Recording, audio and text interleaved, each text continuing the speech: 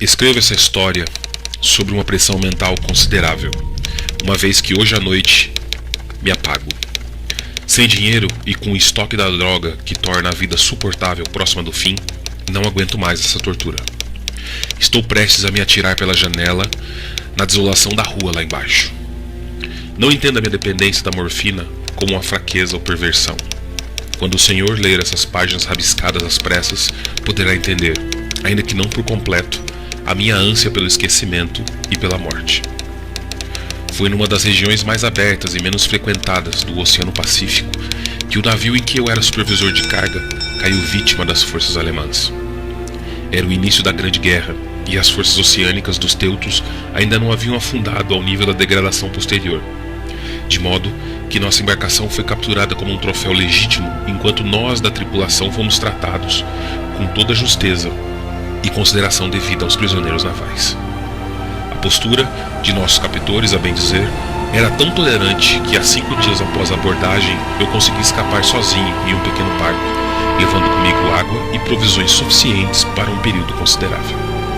Quando por fim me vi livre, à deriva, eu tinha pouca ideia das minhas coordenadas. Sendo um navegador de poucas habilidades, eu só conseguia ter uma vaga noção, graças ao sol e às estrelas, de que estava ao sul do Equador. Quanto à longitude, eu não fazia a menor ideia e não havia nenhuma ilha ou litoral à vista. O tempo manteve-se bom e por dias incontáveis fiquei à deriva sob o sol escaldante, esperando que algum navio passasse ou que as ondas me conduzissem à orla de um lugar habitável. Mas nem o navio, nem a costa apareceram, e comecei a entrar em desespero com a solidão em meio à grandeza opressiva do infinito panorama azul. No entanto, uma mudança operou-se enquanto eu dormia. Jamais pensei nos detalhes, pois o meu sono, mesmo sendo agitado e cheio de pesadelos, foi ininterrupto. Quando por fim acordei, vi-me parcialmente sugado pelo lodo de um infernal pântano negro, que se estendia à minha volta em ondulações monótonas até onde a vista alcançava, e onde o meu barco estava ancorado a alguma distância. Mesmo que se possa imaginar a minha reação de surpresa ante uma transformação tão prodigiosa e súbita no cenário, a verdade é que eu sentia mais terror do que espanto. Pois no ar e no solo putrescente havia algo de sinistro que me enregelava até o âmago. O lugar fedia a restos pútridos de peixes em decomposição e de outras coisas indescritíveis que eu via erguerem-se do lodo asqueroso que recobria a infindável planície. Talvez eu não devesse tentar pôr em meras palavras o horror indescritível que o silêncio absoluto e a imensidão estéril podem encerrar.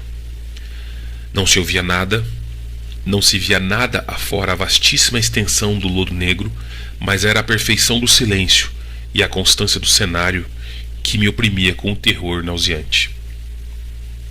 O sol ardia em um céu que parecia quase negro em sua crueldade límpida, como se a refletir o palude escuro como um nanquim sobre meus pés. Enquanto eu retornava ao barco, percebi que só havia uma teoria para explicar a minha situação. Por obra de alguma erupção vulcânica sem precedentes, uma parte do solo marítimo fora arremessada em direção à superfície, expondo regiões que por incontáveis milhões de anos haviam repousado em silêncio nas insondáveis profundezas oceânicas. Tamanha era a extensão da terra, assim surgida, que eu não conseguia ouvir o rumor do mar, por mais que tentasse. Tampouco se viam aves marítimas a procurar comida entre as carcaças. Por longas horas fiquei pensando ou cogitando no barco, que estava de lado a fim de projetar alguma sombra enquanto o sol movia-se no firmamento. À medida em que o dia avançava, o chão ficava menos pegajoso e dava a impressão de que em pouco tempo estaria seco o suficiente para uma caminhada. Dormi pouco à noite, e no dia seguinte preparei um suprimento de água e comida, antevendo uma jornada por terra em busca do mar desaparecido e de um possível resgate. Na terceira manhã, o solo estava seco bastante para que eu pudesse caminhar sem dificuldade. O odor dos peixes era enlouquecedor, mas eu estava compenetrado em assuntos muito mais graves para incomodar-me com um mal tão insignificante. E assim, lancei-me rumo ao desconhecido. Andei o dia inteiro em direção ao ocidente, guiada por um promontório que se erguia mais alto do que qualquer outra elevação naquele vasto deserto. Acampei naquela noite e no dia seguinte, e prossegui em direção ao promontório, que no entanto parecia quase tão distante quanto no momento em que o vi pela primeira vez. Na quarta noite, cheguei ao pé da elevação, muito mais alta do que parecera ao longe. Um vale destacava seus contornos em meio ao panorama geral, e, exausto demais para escalar, dormi à sombra do promontório. Não sei por que meus sonhos foram tão fantásticos naquela noite, mas antes que a formidável lua gibosa subisse às alturas celestes, acordei suando frio, determinado a não mais dormir. Eu não seria capaz de aguentar mais uma vez aquelas visões. O luar mostrou-me o quão tolo eu fora ao viajar durante o dia. Sem o brilho do sol escaldante, minha jornada teria consumido menos energia. Em verdade, naquele instante eu senti-me apto a empreender a escalada que me vencera ao pôr do sol. De posse de meus suprimentos, parti em direção ao pico daquela eminência. Disse eu que a monotonia constante da paisagem inspirava-me um horror vago, mas acredito que meu horror tenha sido ainda maior quando ganhei o cume do promontório e olhei para o lado, em direção a um enorme fosso ou canyon, cujos negros recessos a lua ainda não subiram o bastante para iluminar. Senti-me nos limites do mundo, olhando para o caos insondável de uma noite eterna. Meu terror era atravessado por reminiscências do paraíso perdido de Milton e da terrível escalada de Satã pelos domínios da escuridão primordial. À medida que a lua subia, comecei a notar que os declives do vale não eram tão íngremes quanto eu imaginava a princípio. Saliências escarpas na rocha proporcionavam uma descida relativamente fácil, e após algumas dezenas de metros, o declive tornava-se bastante gradual.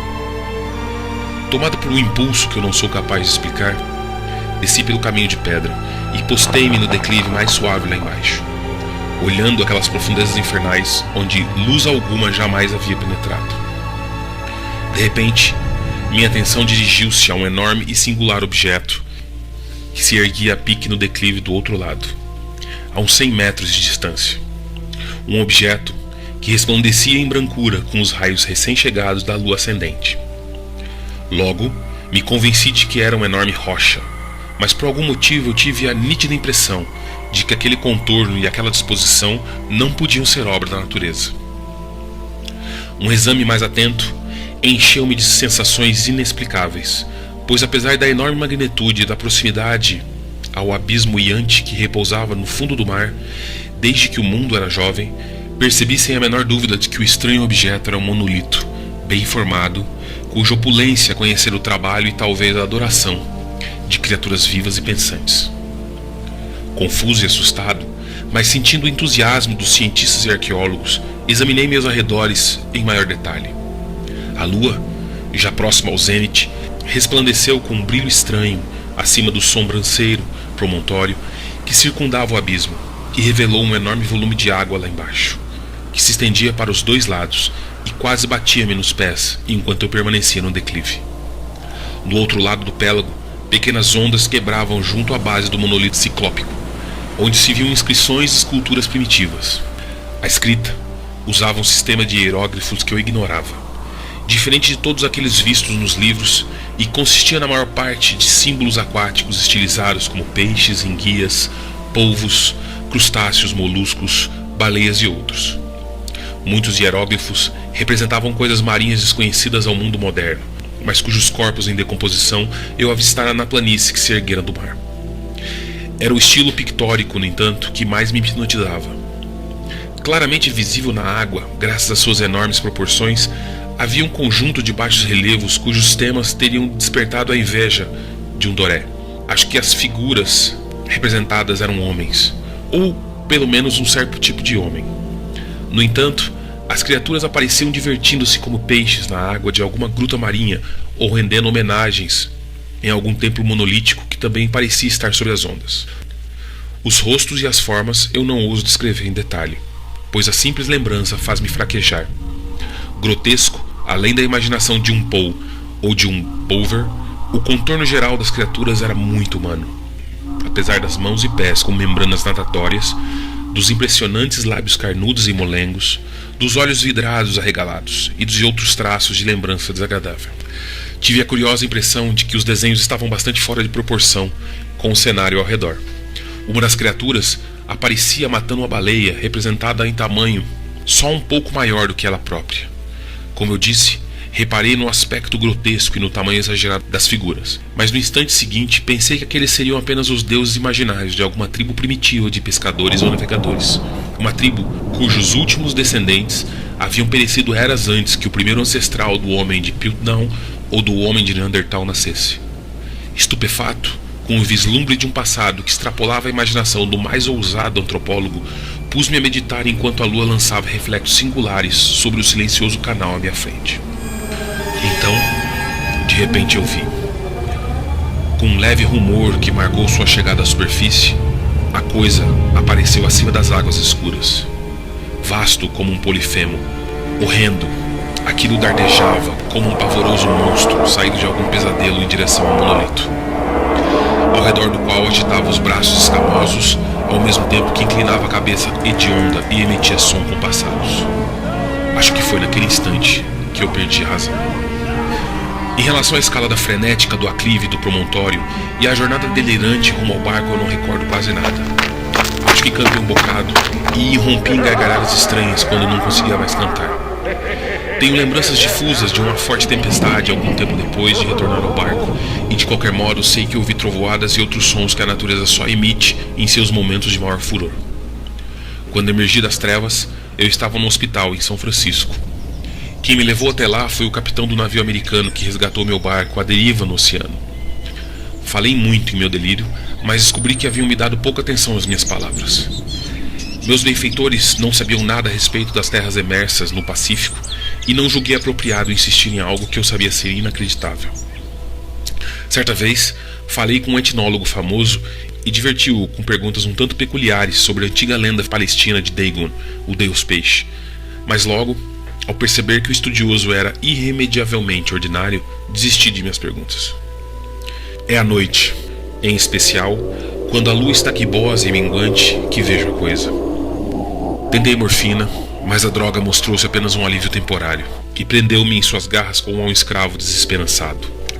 Agora, tendo escrito um relato completo para a informação ou para o deleite zombateiro de meus semelhantes, eu pretendo pôr um fim a tudo. Muitas vezes, pergunto-me se tudo não seria a mais pura ilusão, um simples delírio enquanto eu jazia vociferando durante uma insolação no barco exposto aos elementos, logo após escapar à belonave alemã. Eis o que me pergunto, mas sempre tenho uma visão nítida do terror em resposta. Não consigo pensar nas profundezas oceânicas sem estremecer ao imaginar as coisas inomináveis que neste exato momento podem estar deslizando e arrastando-se pelo fundo viscoso, rendendo homenagens a antigos ídolos de pedra e esculpindo sua execranda imagem em obeliscos submarinos de granito úmido. Sonho com um dia em que possam erguer-se acima das ondas para arrastar ao fundo, em suas garras fétidas, os resquícios dessa humanidade pífia e devastada pela guerra. Com um dia em que a terra há de afundar, e o mundo escuro do oceano erguer-se em meio ao pandemônio universal. O fim está próximo. Ouço o barulho na porta, como de um enorme corpo escorregadio batendo contra a madeira. Jamais vão me encontrar. Assim eu vou. À janela. À janela.